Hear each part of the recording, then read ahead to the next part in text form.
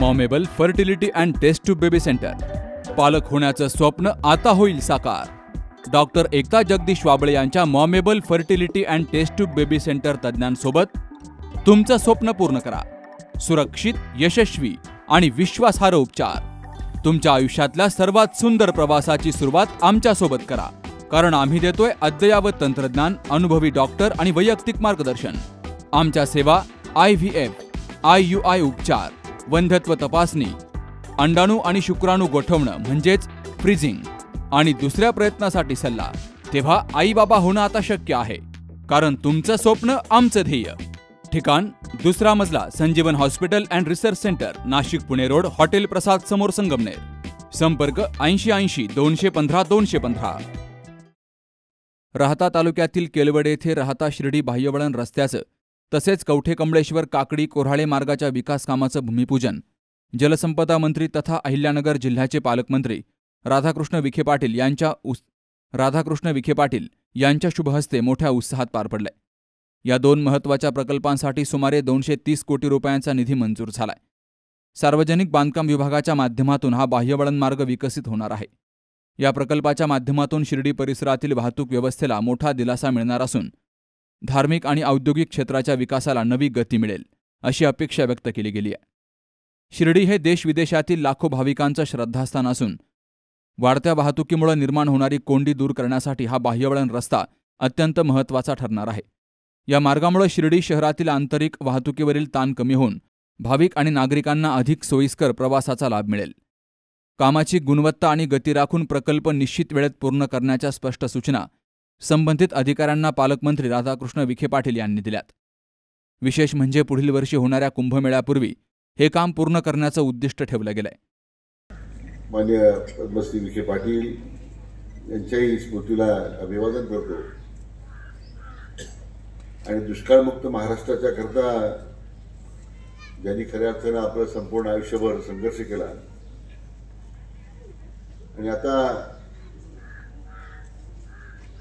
त्याच्यात चांगले परिणाम आपल्याला पाहायला मिळतात, ते आदरणीय खासदार साहेब यांच्या स्मृतीला या ठिकाणी मी वंदन करतो. आणि आज आपल्या केलवडीतील शिर्डी राहता बाह्यवळण रस्त्याच्या चौपदरीकरण आणि सुधारणा करण्याच्या 165 मला वाटतं कोटी आणि दुसरा रस्ता किती येतो आणि जो दुसरा रस्ता आता आपण पाहिला कवठे कमळेश्वरचा, त्याला साधारण 65 कोटी रुपये खर्च येणार आहे. अशा या सगळ्या कामाचा आज या ठिकाणी शुभारंभ होतोय. निळवंडे, कवठे कमळेश्वर, काकडी कोराळे असे एकूण 230 कोटी रुपयाच्या कामांचा आज या ठिकाणी शुभारंभ झालेला आहे. आणि मला अतिशय आनंद आहे की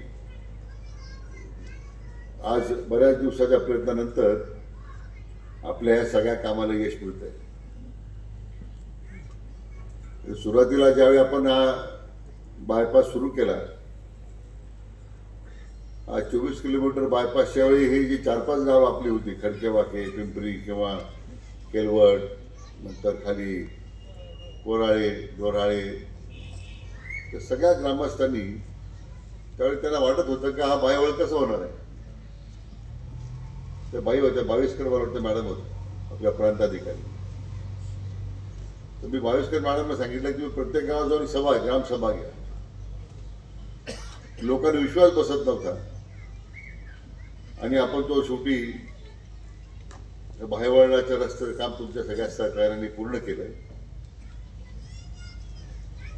परंतु जसं जसं विकासाच्या नवीन दिशा आपल्याला पाहायला मिळाल्या,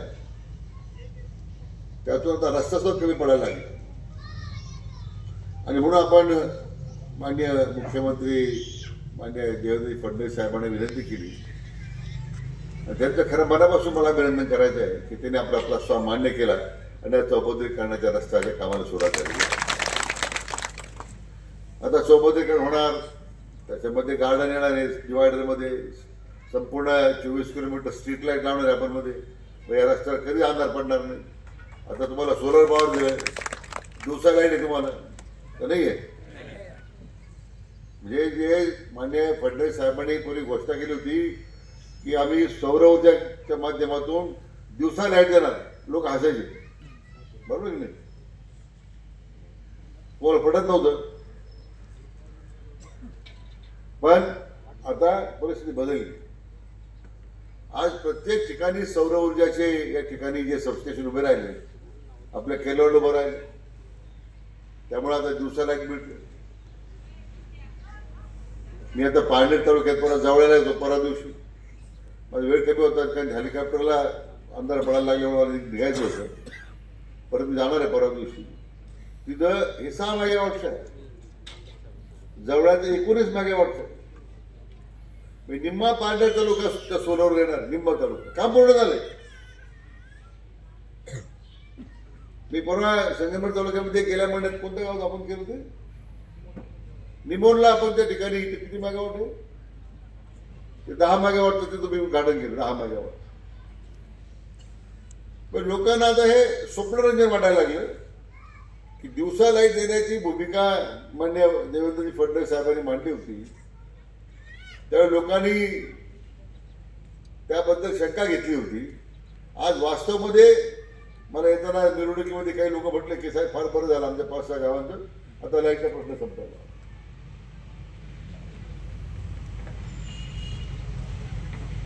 आणि मग या सगळ्या स्ट्रीट लाईटच्या निमित्ताने सौर ऊर्जेचे दिवे त्या ठिकाणी बसवावेत असा माझा आग्रह आहे. माहिती आता कॉन्ट्रॅक्टर काय ठरवतात किंवा त्यांना टेंडरमध्ये काय आहे. हा रस्ता रुंद होतोय, तुमचा कवठे कमळेश्वर मधून संगमेश्वर रस्ता तो रुंद होतोय. आता हा सगळ्या नांदूर शिंगोटे ते लोणी ते कोल्हारच्या पर्यंत हा सुद्धा संपूर्ण रस्ता चौपदरीकरण होतोय. ते नांदूर शिंगोटे पासून म्हणजे तुम्ही इथून केलवडून गेलात पिंपरी लोक लगेच चौपदरीकरण किती 5-6 किलोमीटर असेल, किती किलोमीटर आणि काय असेल 7-8 किलोमीटर असेल. म्हणजे सगळ्या बाजूने आता हा चौपदरीकरण रस्ता झालाय, तो चौपदरीकरणाचं काम सुरू झालंय, त्याचं कॉन्ट्रॅक्ट दिलं गेलेलं असं नाही की तू नकाशावर कॉन्ट्रॅक्ट दिलं गेलं त्याचं. ते नांदूर शिंगोटे ते लोणी आणि पुढे आपण कोराळपर्यंत थोडा नेरायचो तर त्याला असं 180 कोटी रुपयाचं टेंडर दिलं गेलं, ते काम सुरू आहे. म्हणजे हा संपूर्ण जो रस्ता आहे त्या हायवेपासून तर विमानतळाकडे येणारा हा सुद्धा आता चौपदरीकरण होतो. म्हणजे रस्त्याच्या दळणवळणाच्या निमित्तानं विकासाची खरं जर रक्तवाहिनी जर असेल आपण म्हणतो ते रस्ते आहे. आणि त्या निमित्तानं या सगळ्या रस्त्याच्या कामात आपण आता शुभारंभ केलेला आहे. मला खात्री आहे की या रस्त्यांच्यामुळे एकतर दळणवळणाची साधनं त्यांना चांगल्या प्रकारे सुविधा मिळतील. विशेष करून आता जो कुंभमेळा 2027ला ज्या ठिकाणी घातलेला आहे त्या कुंभमेळ्याच्या निमित्त सुद्धा येणाऱ्या भाविकांचा हा रस्ता राहणार आहे. कोणता? नांदूर शिंगोट्याचा मॅक्झिमम तो वापरला जाणार आहे. तो थेट या चौपदरीकरणाचा वापर करत शेत दिला जाणार आहे. हळू गावाची परिस्थिती बदलली ना. मी पूर्वी केलवडला येतो तिथे 1-2-3 टपरे असायचे, लोक असायचे पूर्वी. आता भेळचे दुकान आहे, तिकडं कृषी केंद्र आहे, आता इलेक्ट्रिक मोटर स्कूटर करणारी फॅक्टरी तुमच्या गावात आली का नाही आली? आमच्या गावात कुठे ते चिलिंग बँडवाली समोर त्यांच्या मी ऑइल मिल उद्घाटन केलं होतं काही वर्षापूर्वी. रस्ता नव्हता जायला तुमच्या ऑइल मिलला, बरोबर ना? तर तुमची मागणी रस्ता करा. आता रस्ता झाला, ऑइल मिल झालं आणि मोठा चिलिंग प्लांट झाला त्याला. एक मिनिट, मी आता त्यांना विचारत होतो की तुमच्या दुधाच्या प्लॅनमधून काही ते आज शिवी आहे का? पण काही नाही म्हटलं, शिवी काही नाही. घराबाई ते बाग सुरू नाही केली अजून त्यांनी. पण कष्टानं त्यांनी आपलं स्वतःच उद्योग उभा केला, अतिशय मेहनतीनं आपला व्यवसाय उभा केला. मला नेहमी त्यांचं आश्चर्य वाटतं. मी त्याच रस्त्याने मी म्हणता जातो की तीच ऑइल मिल पाहतो मी आणि तो चिलिंग प्लॅन आणि ते त्याचा विस्तार होत चाललेला आहे. आणि त्यांनी आपल्या स्वतःच्या कर्तृत्वानं त्या व्यवसायामध्ये यश म्हणून दाखवलं. खरं त्यांचं मनापासून मी अभिनंदन करतो. मुद्दा मी सांगत होतो की या सगळ्या व्यवसायामध्ये किती बदल झाला. पूर्वीच्या केलोड गावची परिस्थिती, पूर्वीच्या कोराळ्या गावची परिस्थिती, पूर्वीच्या निर्मळ पिंपरीची परिस्थिती, याच्यामध्ये बदल झाला वाटत नाही आपल्याला? तो पाणी नव्हतं तर बदल झाला होता, आता तर पाणी आलं. म्हणजे मला आठवतं मागच्या निवडणुकीत म्हटलं होतं मी की निवडण्याचं पाणी आणलं नाही तर मतं मागे येणार नाही, आणि पाणी आणलं तर मताचा पत्ता नाही. म्हणजे 1800 मतं केवळ मला आहे आणि त्या समोरच्या उमेदवाराला काहीतरी 1300 मतं आहेत.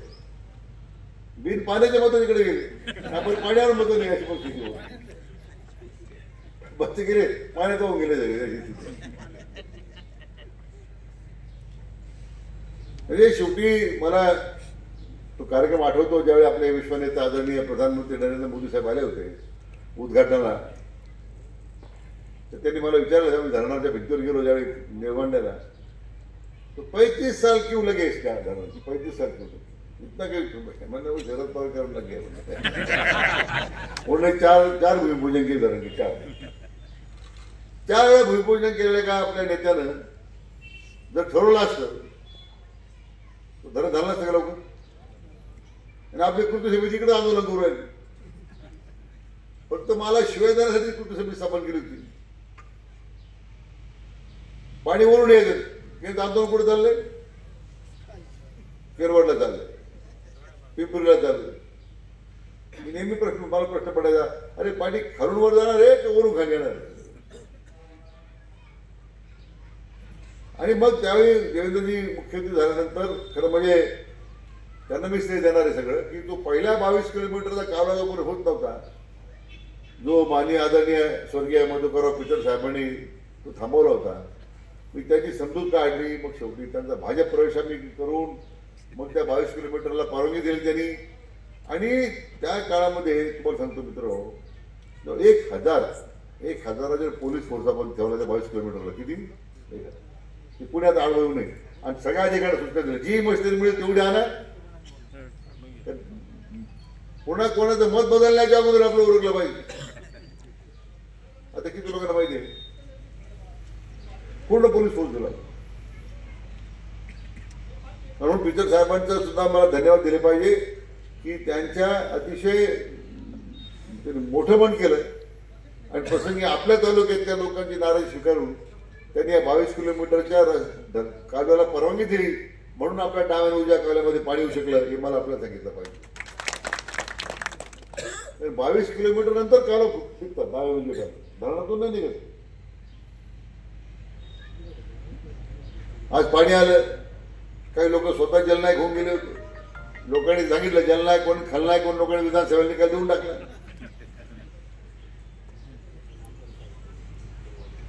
पण पाणी आलं, पाण्याचं नियोजन करण्याचा प्रयत्न केला आपण. लोकांनी किती धडपडायची सुरुवात केला, आमच्या ओढ्यात पाणी आलं नाही, आमच्या तळ्यात पाणी आलं नाही, आमच्या इकडे पाणी आलं नाही. आतापर्यंत आमच्या तळ्यात पाणी उद्योग पाणी येण्यासाठी धडपड करत होतो. आता पाणी येऊ नये यासाठी धडपड करतो आपण. खेळ काय भरलेले, ओढे भरलेले आहे. अजून कोणत्या भागात पाणी जायचं सांगा, तिकडे पाणी उगवलं, पाणी अडचण नाही. पाईपलाईन केलं तर डोळ्याला पाणी, कोरड्याला पाणी आलंच तिथे. सगळं कोरडे सुटलं आपलं गाव, ते भाषण सुरू त्याच्यावर माझ्या निवडणुकीत कोरड्या गाव वंचित राहणार, काही लोक बाजूला. मी मागे अनेक वेळा सांगितलं, ह्या तुमच्या 25 किलोमीटरचं बायपास झाला, विमानतळ झालं, जमिनीचे 5,000 भाऊसाहेब म्हणले 5,050 भाव झाला. का बरं मला बुद्धी सुचले नाही? तर तुमचा आशीर्वाद एवढा भक्कम होता की मला कोणाची जमीन घ्यायची गरज वाटली नाही. ही सगळी संपत्ती जी आहे जनतेने दिलेलं एवढं प्रेम आहे, कशाला तुम्ही जमीन विकत घ्यायचं? जनतेच्या प्रेमापलीकडे, विश्वासापलीकडे काय, त्याला हे अमूल्य आहे. अनेक ठिकाणी मागे भागाच्या पुढाऱ्यामध्ये कारण महाराष्ट्राला का जमिनी घेऊन ठेव आहे. माझी कुठे गुंडा जमीन कोणत्या गावामध्ये, कोणत्या हायवेच्या कडेला, विमानतळाच्या कडेला.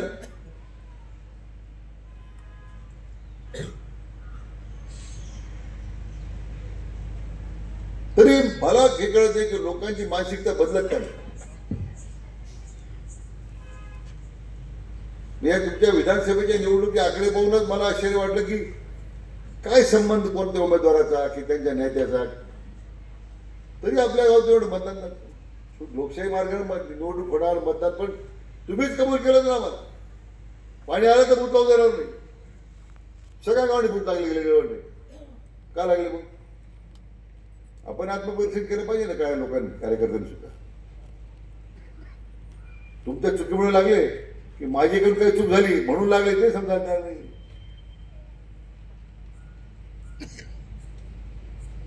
हा एमआयडीसी मी मगाशी उल्लेख केला होता. आज तिथे 12 लाख स्क्वेअर फूटचं काम त्या निबंध चालू आहे. संरक्षण उत्पादन कारखान्याचं किती? 12 लाख स्क्वेअर फूट. कशाला म्हणतात? आपल्या गावाचं क्षेत्रफळ तेवढं नाही. आणि तिथे आणखीन एखादा कारखाना त्या ठिकाणी सुरू होतोय. त्यांनी मला यादी पाठवली परवा दिवशी. त्याला 1,500 म्हणून लागणार आहे नोकरीला. किती? कुठं येणार म्हणून? बिडू येणार आहे, परभणी येणार आहे. म्हणून आपल्याच भागातल्या लोक मुलांना ITI झाले असतील, जे ITI झाले नसतील तरी त्यांना ITIचं प्रशिक्षण देऊ आपण त्यांना. ही सगळी मुलं पुढच्या 6 महिन्यामध्ये कारखान्याला लागणारी. आपल्या भागात किमान 1,500 मुलं त्या एमआयडीसी नोकरी लागणार आहे. हे काही कमी उपलब्धी आपली. म्हणून मी गणेशला सांगितलं की बाबा तू आताच आम्हाला सांग काय लागणार आहे. तू कारखाना सुरू कर उद्या आणि सांग आम्हाला एवढे लोक द्या. आणि मग म्हणणार तुमच्याकडे जेवढं त्या प्रकारचे तुमच्याकडे तंत्रज्ञान नाही आहे, मग बाहेर होणार तोच होणार नाही. गणेश आपला मुलगा म्हणा कोलारचा बरं किती खर्च मुलगा निघाला. 20 वर्षापूर्वी त्याच्या वडिलांचं हॉटेल उघड गेलं होती कोलारला. गणेशच्या छोटंच हॉटेल गेलं होतं. पण ते मुलाने मागवून नाही पाहिजे. सबस्टेशनची कामं घ्यायला सुरुवात केली. नाही इलेक्ट्रिकल व्हेकल असेल मोटर आहे गेली तिथे माझ्या हातचे काय इलेक्ट्रिकल स्कूटरच गाडी केली त्याने एकदा. पण घरी तू काय काय करतो. आज संरक्षण उत्पादनामध्ये, साहित्याच्या उत्पादनामध्ये देशामध्ये आज अग्रगण्य अशा प्रकारचं उत्पादन करणारा गणेश टिपे झालेला आहे. याचा आपल्याला अभिमान आहे. तो आपल्या कोलारचा आहे.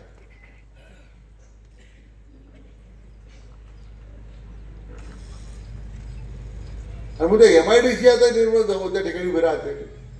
बहुतेक 7 फेब्रुवारीला साधारण बहुतेक प्रधानमंत्री यांनी शक्यता आहे उद्घाटनाला. पण तो मोठा प्लॅन आहे. फार रंगाडे आणि तोफांचे लागणारे जे कवच आहेत, अधिक लागणारे मिसाईल आहेत, सगळे त्या ठिकाणी तयार होणार आहे.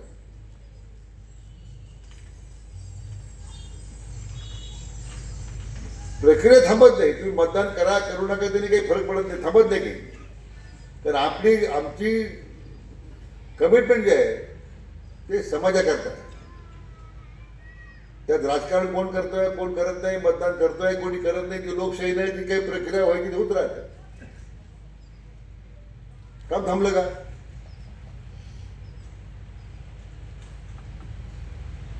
ते तुमच्या आता ग्रामदेवता मंदिराचं काम चाललेलं आहे. पण खरं म्हणजे जाऊन तुम्ही शब्द घेता पाहिजे. खरंच आपण काम केलं कधी.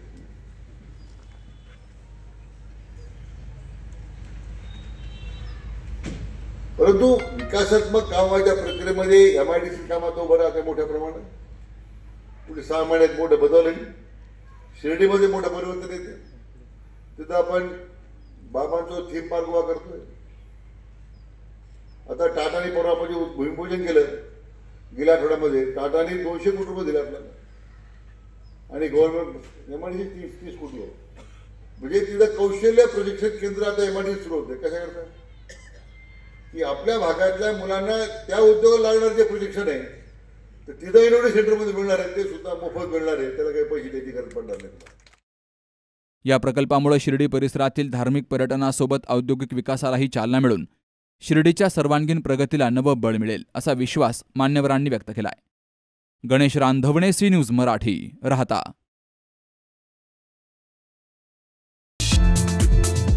प्रवरा फुटवेअर, संगमनेर. सर्वोत्कृष्ट क्वालिटीचे leather shoes, sports shoes, sneakers, casuals, sandals, chappals, slippers, belts हे खात्रीशीर आणि वाजवी दरात मिळण्याचं संगमनेरमधील एकमेव ठिकाण म्हणजेच Pravara footwear. Medifit, Orthocare, Skechers, Bata, Buckaroo, Lee Cooper, Woodland, Paragon, Red Chief, Frankie, Sparx, Campus, Carry आदी नामांकित कंपन्यांचे शूज आणि चप्पल मिळण्याचं विश्वसनीय ठिकाण म्हणजेच प्रवरा फुटवेअर. ठिकाण नवीन नगर रोड, संगमनेर. संपर्क 8087 650 382 आणि 9011 777 128.